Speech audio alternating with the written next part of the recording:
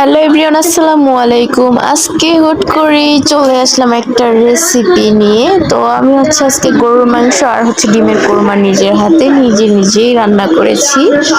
তো ওটা রান্না করার কথা ছিল না, হুট করেই প্ল্যানিং করলাম, হুট করেই রান্না করলাম। এজন্য ফুল ভিডিওটা নেওয়া হয় নাই। তো আমি এখানে ডিমের কোরমা রান্না করে ফেললাম ঝটপট করে।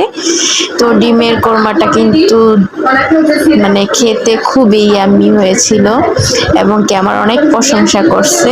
তো তারপর আমি গরুর মাংসের জন্য সবকিছু রেডি করে নিয়েছিলাম। তো আমার বোন আমার ক্যামেরাম্যান ছিল, আর আমি টুকটাক মশলাগুলো যা যা লাগবে সবকিছুই দিচ্ছি। তো এখানে গরুর মাংস একদম মানে হাতে মাখিয়ে তারপর বসায় দিব, মানে কষাবো। তো অনেক সময় দেখা যায় যে পেঁয়াজ টিয়াজ ভাজে তারপর মশলা কষায়া তো মাংসটা কষাই আমরা। তো দুইভাবেই রান্না করা যায়, যেহেতু আমি তাড়াহুড়া করে করতেছি এই জন্য একেবারেই মাখিয়ে দেন গরুর মাংসটা রান্না করে ফেললাম। তো যাদের ভিডিওটা ভালো লাগবে অবশ্যই লাইক কমেন্ট